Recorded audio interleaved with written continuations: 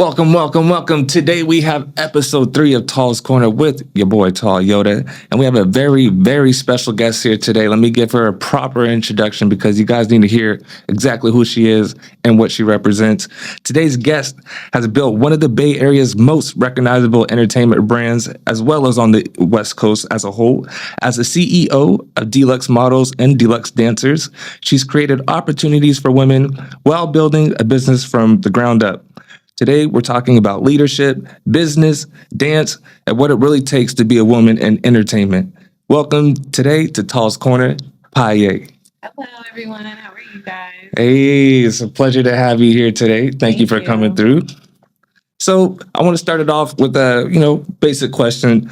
How did you get your name Piyay? It's actually funny that you asked that. I got the name Piyay because my last name is French and nobody can pronounce it. So that's how everybody pronounced my last name. Got you. Okay. It's very unique, very unique. So, everybody sees the finished product of, entrepreneurship and being a boss, but what does being a boss actually mean to you? Being a boss, unfortunately, sometimes means showing up when you don't want to. When people sometimes make mistakes or they bail, you have to try and figure it out and make it up for whatever it is that may have happened. You have to make things right. Sometimes you have to be a punching bag, unfortunately, here and there when they're going through their emotional stuff.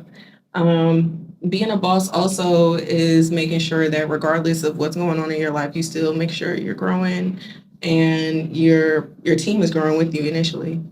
Right. I like that. That's a great answer. What's something you feel like is easy or that people think is easy as being a boss that's really not, what I'm saying, like the behind the scenes of it?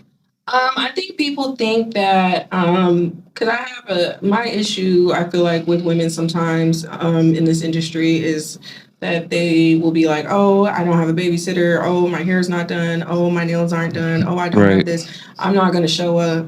And unfortunately, I've had family members of mine commit, still had to go to still had to go to video shoots right afterward. And I still have to show up, and people don't think about the things that I may go through, my mental health or my struggles that I may have to go through. They just think about, she just wants me to come to this. And I'm like, if you signed up for it, the best thing you should do is show up because it's just creating a great business relationship with people. Even if you can't, even if you're having a hard time showing up still, it just shows initiative. Absolutely. Because it takes effort to like just even be there, For sure. and the responsibility, showing up on time, and just performing, and obliging to your commitment. Overall. Yeah. Where did your journey in dance begin? Like, how did you get into the whole industry of dance? What was your start? And everything like that. I started doing ballet when I was about 2 years old. And ballet was my start, and then I started doing Afro Caribbean dancing when I was about 3 to about 5 years old. That was like my passion. And I did cheerleading throughout high school. I did a lot of dance. Anything that could get me moving, I really enjoyed doing that. Mhm. I did put a halt to dance because because I started doing dancing very, very young. It made issues with my spine happen and issues with the way my legs have formed. So I had to take a break from dance for about 5 years to get surgery out of high school. I had gotten That's a long time. 5 years spine surgery. Wow. Yeah. Wow. It was pretty rough. I still have issues with it today, but I still push through. It just changed the way that I can dance now. Like I can't do the same things that I used to do, but I still can dance. For sure. Absolutely. Absolutely. What I'm saying, and thank you again for coming out to the Savage music video with San Quinn. Absolutely. You were definitely still dancing, so you know what I'm saying. It's a miracle the surgery worked. Let's clap it up for the surgeon. You know what I'm saying. Hey, there we go. But that's cool. So, with dance and everything, what was your first paid opportunity in dance to where you're like, what I'm saying, got your first check right there? What was my first paid opportunity? I would say my first paid gig was for Neff the Pharaoh, I want to say. Hey, okay, I want to okay. say that was my first paid gig, my first official paid gig. Mm-hmm. And we didn't get paid much, Mhm. but everybody there was of different types of like levels of dancing. Like some of them were Right. intermediate, some of them were beginner.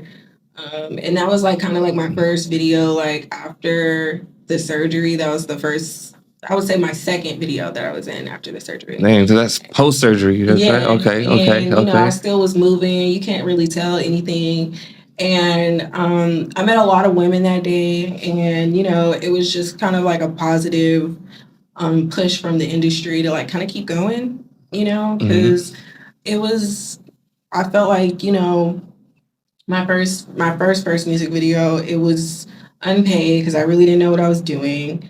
I didn't really have half of my stuff together, half the stuff that I needed. I had one outfit.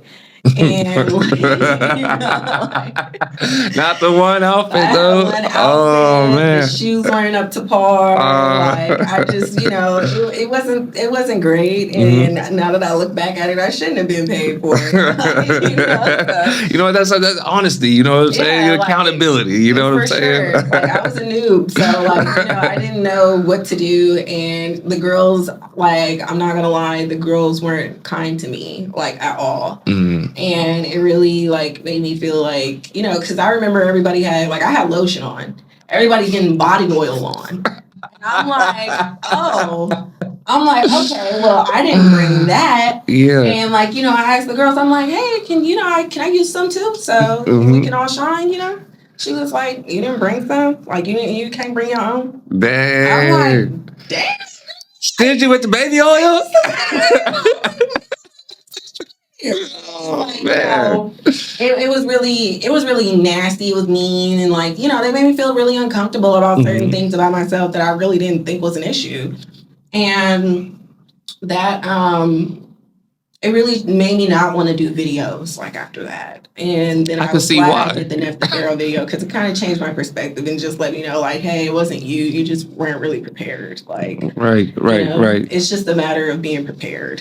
Right. Absolutely. So would you say like Neff the Pharaoh is where you started taking it seriously, where Piyay started becoming more of a name or more of a brand? I feel like Piyay was already a name as far as like, because I did music before I did like dancing and stuff. Okay. Like I started doing music before I started doing music videos. Okay. And like when I started doing music, it was really like, it wasn't sexy at all. Like it was just like really like cutesy and nothing was sexy. Like it was all like very girl next door-ish. And now Piyay is sexy, she's fire, she's spicy. And like the name really did have to change for itself because I had to rebrand, you know, because when I started out as Piyay, I started out fresh out of high school.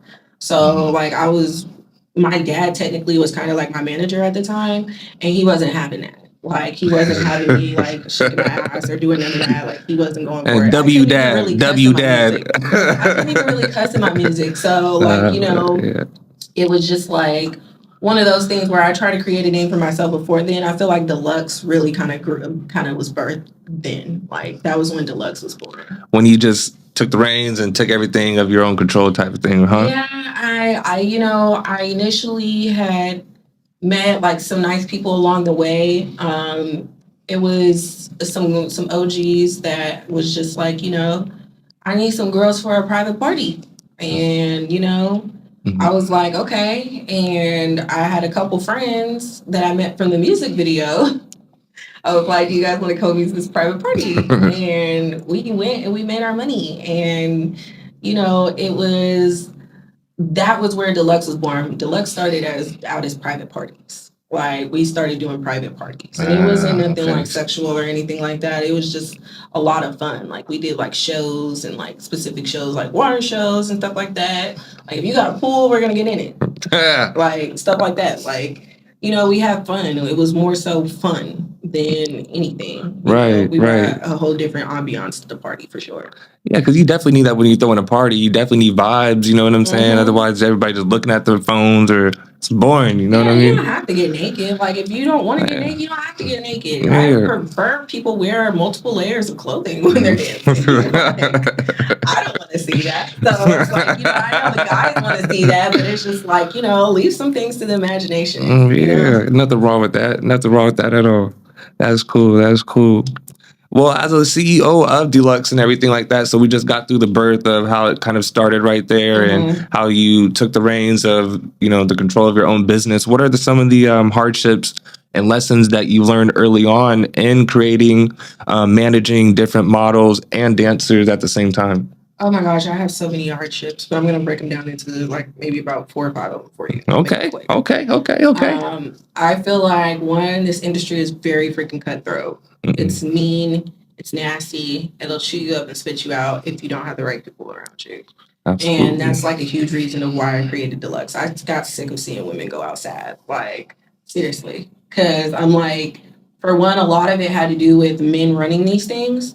And they don't even think about women and their issues that they may deal with, like, for instance, children, their monthly, just hair, makeup, things like that. Like, that's important. And, that kind of touches on my second one. I do this full time. I'm a model full time. So with that being said, I did this. I was surprised my fingers weren't red today because I did this last night. I do my hair. I do my makeup. I do my nails. I do everything.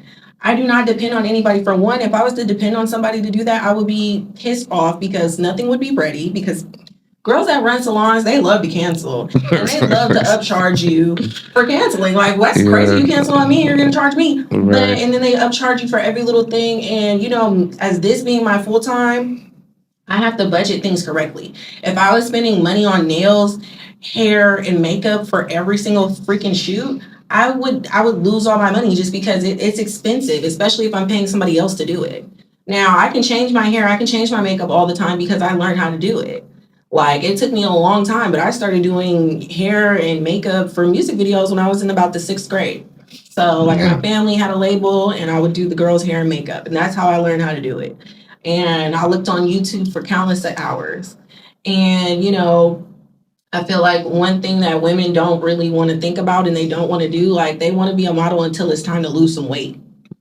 They want to be a model until it's time to work on your body and stop eating fried foods. Like, that's one. Unfortunately, that's a big one. I gained a lot of weight and I'm now a plus size model because of the fact that my health made me gain weight.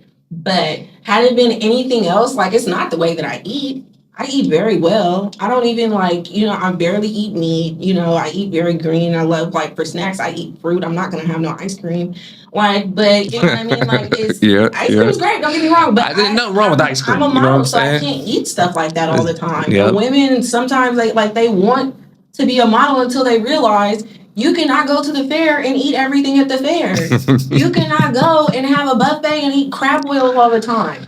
Like, that is just nobody wants to book that because you're going to have rolls on rolls on rolls on rolls. On rolls on rolls on rolls on rolls on rolls. Nobody wants that. Nobody wants that. And I'm not going to lie, a lot of the time when I was doing because I do the photography for the girls, I do everything. I had to edit so much stuff and I had to tell some of my girls, this is false advertisement.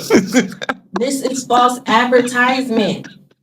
It is though. It is. Yes. Editing you, and then I turned your flag on your arms into muscle. You know what I mean? And it's just I can do that, but I shouldn't do that. If you know what I mean? You should be up to par with your body. If you take this seriously, that means you should be doing everything, drinking water, absolutely, taking care of your hair, absolutely, taking care of your mental health. That is huge. There's a lot of women that quit because they can't handle it mentally.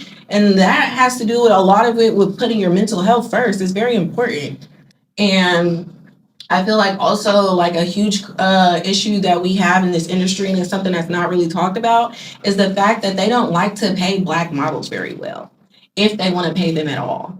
And it's the darker for people, they look at it as that's worse. And it's they don't think about it as these are Nubian queens. These are beautiful women. Absolutely. You know what I mean? Black is beautiful. But it's when you think about it, I don't advise no women going to Lowrider and trying to be a model there. No Black women. No Black women. You are going to be looked over. You're not going to get paid. If they do pay you, it's because you're showing a lot or you're doing something kind of raunchy. because they're looking primarily for Latina or Asian models for lowrider type of stuff. They do not treat those Black women very, very well. And I feel like the only people that kind of do treat Black models well are other Black agencies or people that are in like bigger modeling agencies that are specifically looking for a Black person.